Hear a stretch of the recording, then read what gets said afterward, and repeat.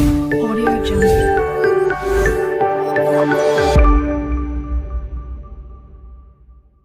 Hello my dear students, कैसे हैं आप सभी। उम्मीद करता हूँ बहुत मस्त होंगे, मजे में होंगे, स्वस्थ होंगे और पढ़ाई बहुत शानदार ढंग से चल रही होगी क्योंकि परीक्षा नजदीक है। तो डियर स्टूडेंट्स, क्लास 10th का सिविक्स का पहला चैप्टर पावर शेयरिंग का सेकेंड पार्ट लेकर के मैं सिकंदर सर प्रस्तुत हूं आपके सामने। तो हमने फर्स्ट पार्ट में जो पढ़ा था उसे एक बार जल्दी से 1 से 2 मिनट में देखेंगे ताकि हम सेकेंड पार्ट को अच्छे से समझ सके।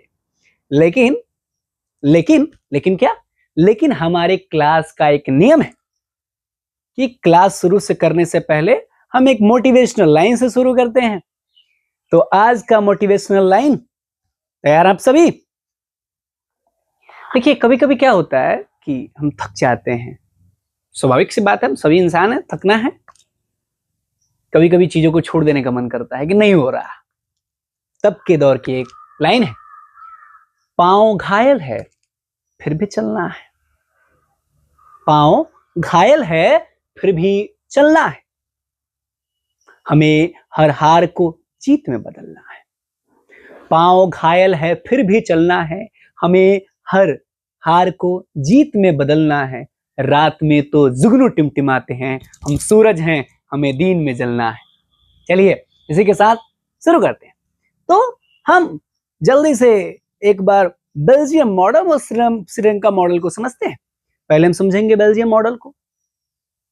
बेल्जियम मॉडल की पहली बात कि बेल्जियम में जो 59% लोग थे जो फ्लेमिश रीजन में रहते थे और डच भाषा बोलते थे। बेल्जियम में 40% लोग वेलोनिया रीजन में रहते थे एंड वो फ्रेंच लैंग्वेज बोलते थे।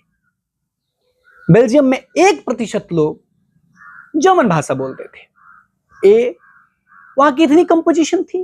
एंड बेल्जियम की जो कैपिटल है ब्रसेल्स, उसमें 80% लोग फ्रेंच स्पीकिंग थे एंड 20% लोग जो है वो डच स्पीकिंग लोग थे। ये टोटल बेल्जियम मॉडल है। श्रीलंका मॉडल में क्या है? श्रीलंका में 74% लोग सिन्हाला लैंग्वेज बोलते हैं एंड वो बुद्धिज्म को फॉलो करते हैं। 18% लोग तमिल लैंग्वेज बोलते हैं। तमिल में भी 2 Tamil, 13% Sri Lankan Tamil and 8% Indian Tamils. जो तमिल है वो या तो हिंदू है नहीं तो मुस्लिम है। 7% क्रिश्चियन है और वो दोनों ही भाषाएं बोलते हैं, तमिल भी बोलते हैं और सिन्हाला लैंग्वेज भी बोलते हैं। ये total model of Belgium and model of Sri Lanka model and Belgium model है। सेकेंड, अब दोनों की परिस्थितियां, दोनों में कॉम्प्लेक्सिटी थी, लेकिन दोनों ने किन किन रास्तों को चुना। जीवन में तो यही है कि हम रास्ते क्या चुनते हैं, परिस्थितियां के अनुकूल रास्ते को किस प्रकार चुनते हैं। रास्तों का चयन ही हमारे भविष्य को तय करता है।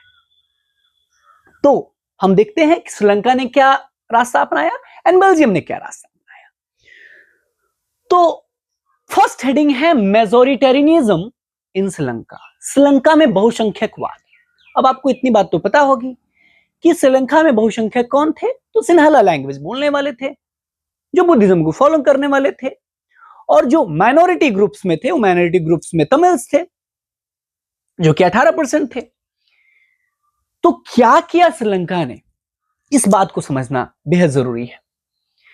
Sri Lanka emerge as an independent country in 1948, यानी कि श्रीलंका एक स्वतंत्र राष्ट्र के रूप में 1948 में इमर्ज हुआ। The leaders of the Sinhala community sought to secure dominance of our government by virtue of their majority।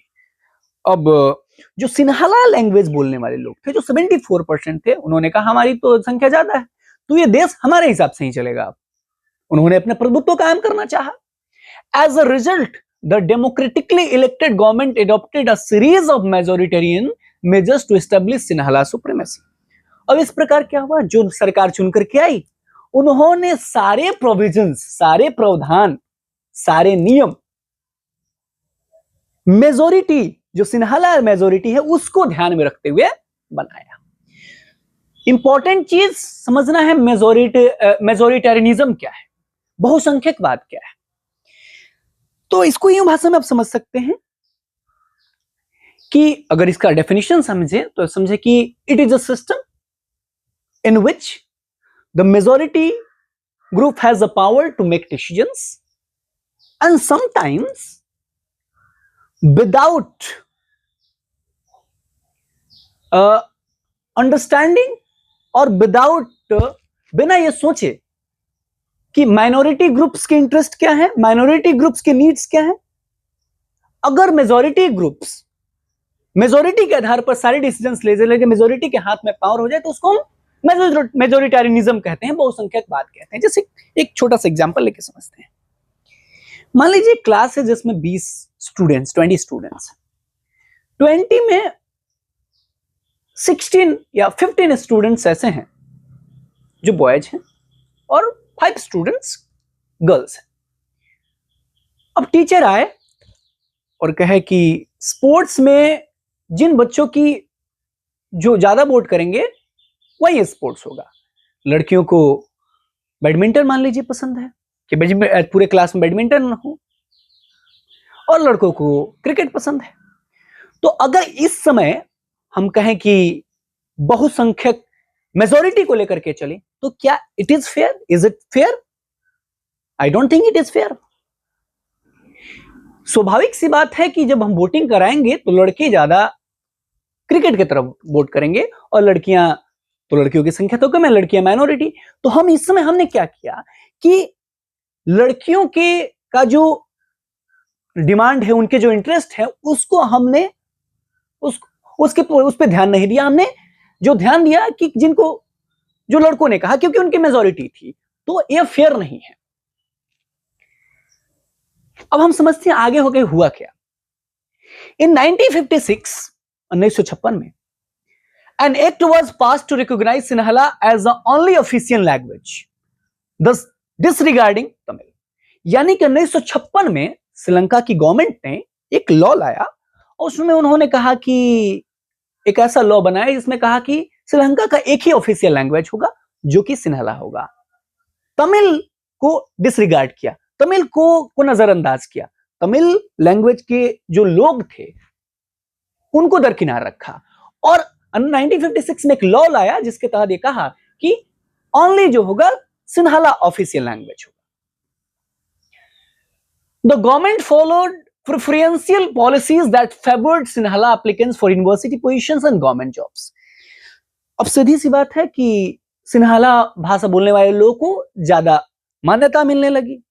तो विश्वविद्यालय में दाखिले हों या कोई सरकारी नौकरी हो, सब में तमिल लोग को मौके नहीं मिले उस तरह से, क्योंकि उन्हें सिन्हाला लैंग्वेज नहीं आता था और सिन्हाला लैंग्वेज के एप्लीकेंट थे, उनको वो अपॉर्चुनिटीज मिलने लगी।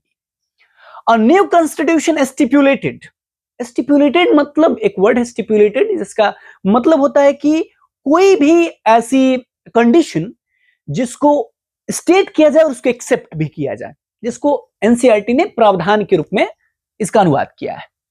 That the state shall protect and foster Buddhism। एक नई संविधान लाई गई और नई संविधान में यह कहा गया कि सरकार जो होगी, श्रीलंका सरकार, वो और जो लोग होंगे वो ओनली बुद्धिज्म को प्रोटेक्ट करेंगे और उनको फोस्टर करेंगे। फोस्टर करेंगे मतलब बढ़ावा देंगे, संरक्षण भी करेंगे और बढ़ावा भी देंगे। और देखिए यहां से भूमिका बन रही है तमिल के एलिनेशन की, यहां से भूमिका बन रही है। All this government measures coming one after other gradually increase the feeling of alienation among the Sri Lankan Tamils। और ये सारी चीजें जो जिस प्रकार ग्रेजुअली घटित होती गई, तो दिन प्रतिदिन तमिल्स के लोगों के मनोमस्तिष्क में बैठ गया कि हमें इस राष्ट्र में वो मौके नहीं दिए जा रहे हैं, ये राष्ट्र शायद हमारा अब अपना नहीं रहा। तो जब यह लगने लगता है कि अलगाव की भावना लगने लगती है, तो एक मन में द्वंद्व चलता है, विद्रोह की बातें होने लगती हैं। अच्छा, जो तमिल्स का हाल है, कभी कभी जीवन में हम लोगों का भी हाल होता है। कि हमें जीवन में कुछ चीजें बेहद पसंद होती हैं, कुछ लोगों के पास रहना पसंद होता है, लेकिन समहाउ चीजें ऐसी वर्कआउट नहीं करती हैं और हम एलिनेट फील करने लगते हैं। तब के दौर की एक लाइन है, if you may all allowed then I will say. चलिए, मैं जान गया कि आपको मन है। मेरा मयार नहीं मिलता, मैं आवारा नहीं फिरता। मेरा मयार नहीं मिलता, मैं आवारा नहीं फिरता। मुझे बड़े सोच समझ के खोना, मैं एक बार जो बिछड़ा फिर दोबारा नहीं मिलता। ये आपके मन की भी बात है और तमिल्स की, श्रीलंकन तमिल्स के और तमिलियंस की भी ये बात है। चलिए, they felt that none of the major political parties led by the Buddhist Sinhala leaders were sensitive to their language and culture. तो तमिल्स को ये लगने लगा कि जो भी पॉलिटिकल पार्टीज हैं, कोई भी political party, major political party, ना ही उनके लैंग्वेज और ना ही उनके कल्चर की तरफ सेंसिटिव है। कोई इनकी बात को नहीं समझ रहा है, कोई इनके लैंग्वेज को, इनके कल्चर को प्रोटेक्ट नहीं कर रहा है, कोई फोस्टर नहीं कर रहा है, सिर्फ एक तरफा चीजें हो गई हैं। They felt that constitution and government political policies deny them equal political rights, discriminated against them in getting jobs and other opportunities and ignored their interest. उनको यह लगने लगा कि जो सरकार है और जो संविधान है, दोनों ही उन्हें बराबरी का अधिकार नहीं दे रहे हैं, उन पे भेदभाव किया जा रहा है, उन्हें इक्वल पॉलिटिकल राइट्स नहीं दिए जा रहे हैं। भेदभाव कहां किया है? जॉब्स मिलने में, किसी भी प्रकार की अपॉर्चुनिटी में, और उनके इंटरेस्ट को, उनकी रुचि को इग्नोर किया जा रहा है, ऐसा लगने लगा। As a result, the relation between the Sinhala and Tamil communities strained over time. Strained का मतलब होता है तनाव आ जाना। समय बीतता गया, एक पर एक ऐसी पॉलिसीज बनती गई कि तमिल्स और जो सिन्हाला स्पीकर्स है, Tamil speakers and Sinhala speakers, दोनों के बीच में तनाव बढ़ता गया समय के हिसाब से। The Sri Lankan Tamils launched parties and struggle for the recognition of Tamils as an official language. क्या होता है जब कोई आपके लिए लड़ने को तैयार ना हो, तो रणभूमि में खुद ही आना पड़ता है, खुद हमें कूदना पड़ता है रणभूमि में। तो यही युद्ध नहीं, हर एक व्यक्ति के जीवन में भी ये युद्ध है कि जब हमारी बातों को पहले गांधीवादी तरीके से फॉलो नहीं किया जाता है, तब हमें खुद कदम उठाने पड़ते हैं। इसी पर एक लाइन है कि युद्ध नहीं जिनके जीवन में, युद्ध नहीं जिनके जीवन में, वो भी बड़े अभागे होंगे, या तो रण को छोड़ा होगा, या तो प्रण को तोड़ा होगा, या फिर रण से भागे होंगे। युद्ध नहीं जिनके जीवन में, वो भी बड़े अभागे होंगे, या तो प्रण को तोड़ा होगा, या फिर रण से भागे होंगे। तो युद्ध जीवन में चलता रहता है। अगर आपने कोई प्रण लिया है तो, अगर प्रण तोड़ दें तब आपके जीवन में कोई युद्ध नहीं है, या आप रण छोड़ दें तब आपके जीवन में कोई युद्ध नहीं है। तो जीवन में युद्ध, जीवन मन के अंदर एक युद्ध, मन के बाहर एक युद्ध, इस दुनिया में एक युद्ध, अनवरत चलने वाली एक प्रक्रिया है। तो तमिल्स ने अपनी पार्टी लॉन्च की और उन्होंने कहा कि तमिल को भी ऑफिशियल लैंग्वेज के रूप में रिकॉग्नाइज किया जाए, पहचान दी जाए। For regional autonomy and equality of opportunity in securing education and jobs. किसके लिए? ताकि उनकी स्वायत्ता हो। किस चीज में स्वायत्ता हो?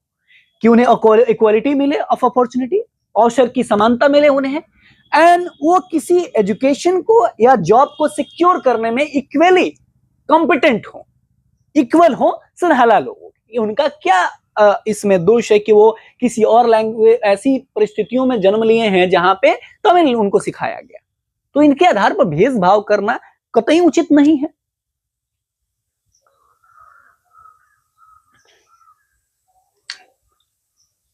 But the demand for more autonomy provinces populated by the Tamil was repeatedly denied. लेकिन इनकी बात को डिनाइड किया गया, माना नहीं गया. By 1980, several political organizations were formed demanding an independent Tamilism in northern and eastern part of Sri Lanka. अच्छा, इनकी बातों को नहीं माना गया तो इन्होंने क्या किया, बहुत सारे पॉलिटिकल पार्टीज हैं, ऑर्गेनाइजेशंस हैं, उन्होंने कहा कि नहीं, अब हमें अपना स्टेट चाहिए, अब हमें अपना ही स्टेट चाहिए, आप रखिए अपना और हमें अपना दे दीजिए ताकि हम अपनी एक सरकार चला सके जहां पे हमें किसी प्रकार का हमको नीचा ना दिखाया जाए, हम बराबर हों, ऐसी व्यवस्था. ये कुछ ऐसा ही परिस्थिति है. जब आपको शांति पर्व याद होगा, महाभारत का शांति पर्व, जब भगवान श्री कृष्ण जाते हैं और पांडवों के लिए 5 गांव की मांग करते हैं, तो 5 गांव उन्हें नहीं दिया जाता है, तो फिर इसका परिणाम एक बड़ा युद्ध होता है. तो इसी पर कहा गया याचना नहीं, अब रण होगा. तो इन्होंने ही कहा अब याचना नहीं होगा, मांगेंगे नहीं, अब युद्ध करेंगे, हमें अपना राज्य दो, हमारा राज्य ही दे दो. कहा? In northern and eastern part of Sri Lanka. उन्हें अपना राज्य चाहिए था नॉर्दर्न और ईस्टर्न पार्ट, श्रीलंका के नॉर्दर्न पार्ट में और ईस्टर्न पार्ट में. द डिस्ट्रस्ट का मतलब होता है लैक ऑफ ट्रस्ट, यानी अविश्वास. The distrust between the two communities turn into wide spread conflict. और ये दोनों जो समुदाय हैं, सिन्हला और तमिल्स, दोनों के बीच में ये जो डिस्ट्रस्ट हुआ उसने एक कॉन्फ्लिक्ट को जन्म दिया. It soon turn into civil war, और सिविल वॉर जैसी स्थिति हो गई. सिविल वॉर का मतलब क्या होता है कि किसी राष्ट्र के अंदर ही अलग अलग समुदायों के विरुद्ध में युद्ध जैसी स्थिति हो जाना, यह सिविल वॉर कहलाता है. जिसका सबसे बड़ा जो एग्जाम्पल रहा वो अमेरिका रहा.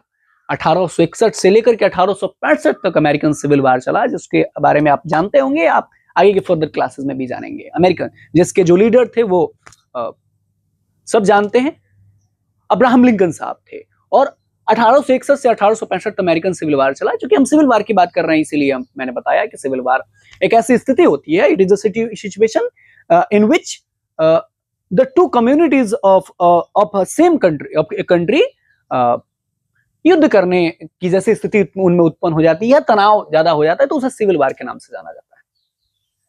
तो as a result thousands of people of both communities have been killed. और क्या होता है जब युद्ध होता है, तो युद्ध तो अंतिम दौर है कि किसी चीज को अगर बातों से नहीं हो रहा है तो युद्ध अंतिम विकल्प होता है.